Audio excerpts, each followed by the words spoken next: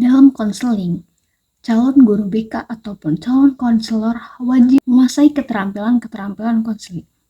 Nah, dalam video ini saya akan menyebutkan beberapa keterampilan konseling yang harus dikuasai oleh calon guru BK ataupun calon konselor. Yang pertama ada attending, raport, kemudian ada acceptance, membuka percakapan, pertanyaan terbuka, parafrase atau restatement, konfrontasi, dan dorongan minimal.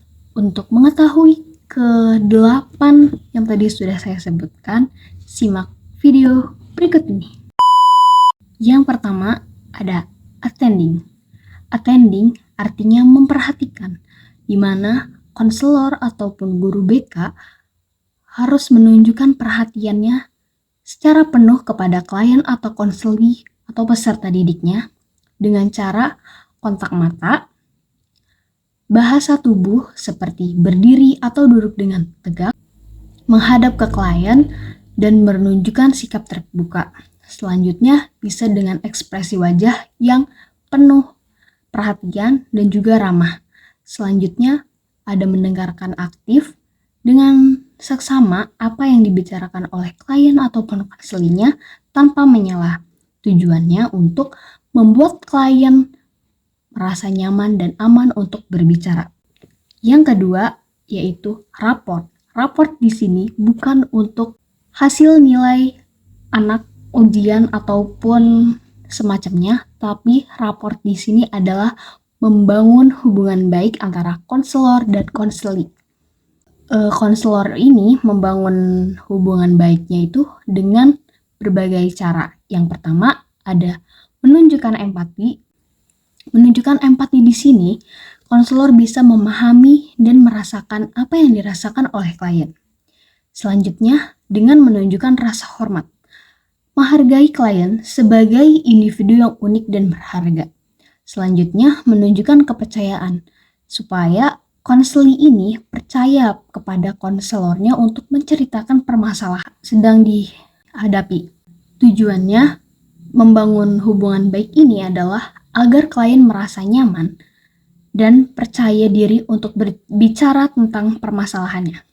Yang ketiga yaitu acceptance atau penerimaan.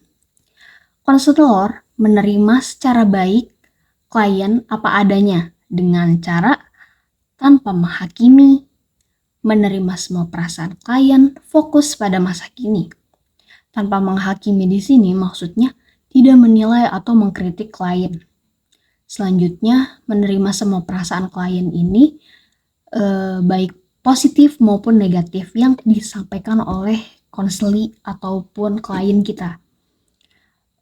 Fokus pada masa kini, di mana kita harus fokus pada permasalahan yang sedang dihadapi oleh klien dan kita mendengarkannya secara aktif dan tidak membahas masa lalu yang telah diungkapkan sebelumnya dan kita tidak boleh mengungkitnya. Tujuan untuk acceptance sendiri itu supaya klien merasa diterima dan dihargai sebagai individu. Yang keempat yaitu membuka percakapan. Konselor bisa memulai percakapan terlebih dahulu dengan cara memberikan salam, lalu kemudian memperkenalkan diri, menjelaskan tujuan dan konseling dengan tujuan untuk membangun hubungan baik dengan klien sebelum ke sesi selanjutnya dan memulai proses konseling. Yang kelima yaitu pertanyaan terbuka. Konselor mengajukan pertanyaan yang mendorong klien untuk berbicara lebih banyak, yaitu dengan cara pertanyaan seperti apa, mengapa, bagaimana, dan sebagainya. Tujuannya supaya kita sebagai konselor mendapatkan informasi yang lebih lanjut tentang masalah klien dan membantu klien untuk mengeksplorasi perasaannya. Yang keenam yaitu ada parafrase atau restatement. Konselor mengulangi apa yang dikatakan klien atau bisa disebut dengan parafrase atau pengulangan yang dimana caranya konselor melakukan parafrase atau restatement ini dengan menggunakan kata-kata klien sendiri, yang dimana misalnya klien bilang, saya sedang sedih. Nah, jadi konselor bisa mengulang apa yang sudah dibicarakan oleh konseli. Atau juga konselor bisa menggunakan kata-kata yang berbeda tetapi sama seperti yang sudah disebutkan oleh konselinya. Tujuannya yaitu untuk memastikan bahwa konselor memahami apa yang dikatakan klien dan untuk membantu klien untuk lebih memahami perasaannya sendiri. Oke, yang ketujuh yaitu ada konfrontasi.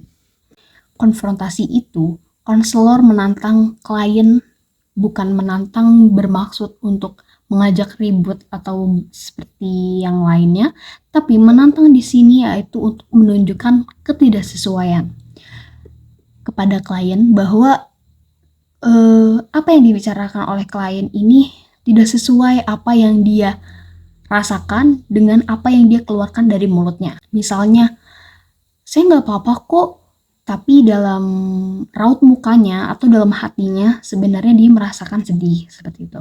Tujuan konfrontasi ini untuk membantu klien melihat masalahnya dari sudut pandang yang berbeda dan untuk mendorong perubahan.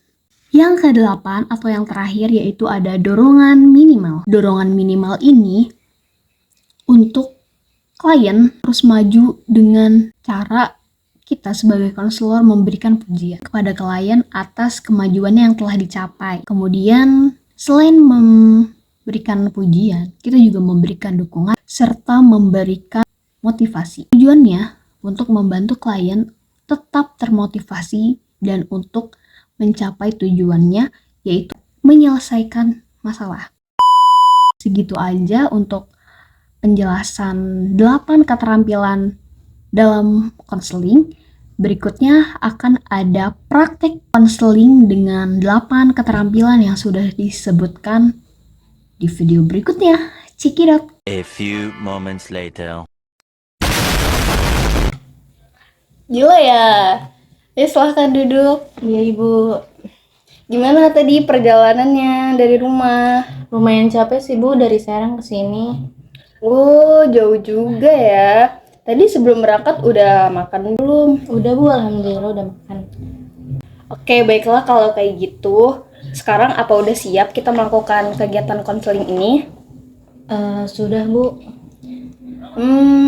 Kemudian saya akan sedikit jelasin terlebih dahulu. Dalam konseling itu ada beberapa asas, yaitu asas kerahasiaan, kesukarelaan, dan sebagainya. Dia kan datang ke sini kan dengan sukarela, jadi nanti nggak usah takut apa yang dibilang sama Dila nanti bakal dijaga rahasianya. Oke, siap Bu. Baiklah, kita mulai sekarang. Sebelumnya, terima kasih sudah datang ke sini. Hari ini, saya dengar kamu sedang merasa cemas dan stres menghadapi ujian akhir semester. Bisakah kamu menceritakan lebih detail tentang apa yang kamu rasakan? Iya Bu, saya ngerasa cemas, terus stres, saya takut gagal, gak sesuai sama ekspektasi orang tua saya Bu. Aku ngerti rasa cemas dan stresmu itu. Apa yang membuat Dila merasa tidak siap untuk ujian? Saya ngerasa materi pelajarannya tuh banyak Bu, kayak susah-susah gitu Bu. Terus saya ngerasa takut dengan sistem penilaian yang baru. Oh, jadi kamu merasa cemas karena merasa materi pelajaran terlalu banyak ya? Iya Bu. Terus juga nggak yakin. Apakah kamu sudah memahaminya dengan baik atau belum? Terus kamu juga takut dengan sistem penilaian yang baru ya? Iya Bu. Terus apakah kamu ini udah mencoba melakukan beberapa hal untuk mengatasi rasa cemas dan stres kamu ini? Udah sih Bu, udah belajar giat, tapi tetap aja ngerasa takut, cemas. Terus juga saya sudah mencoba untuk menenangkan diri dengan cara meditasi, tapi ngerasanya nggak ngebantu. Aku ngerti bahwa kamu udah berusaha untuk mengatasi rasa cemas itu. Tapi kamu nggak perlu memaksakan diri kamu untuk merasa tenang. Rasa cemas dan stres itu hal yang wajar, apalagi mau ujian. Terus kamu Apa udah yakin kalau kamu tuh bakal gagal dan ngecewain orang tua kamu? Terus gimana kamu tahu bahwa kamu tuh nggak akan berhasil? Sebenarnya saya gak yakin, saya cuman takut aja sih Bu. Ingatlah kalau kamu itu udah belajar dengan giat dan kamu udah berusaha untuk mengatasinya. Percayalah pada kemampuan dirimu sendiri, orang tua kamu juga pasti akan memahami dan mendukung apapun hasil ujian kamu. Terus, apa ada yang mau ingin dibicarakan lagi? Gak ada sih Bu, itu aja. Baiklah, kalau begitu sesi konseling hari ini kita akhiri. Saya harap kamu bisa merasa lebih tenang dan fokus untuk ujian. Jangan lupa untuk terus belajar dan jaga kesehatan kamu. Jika kamu membutuhkan bantuan lagi, jangan sungkan untuk datang ke sini lagi ya. Iya Bu, terima kasih Bu. Ya.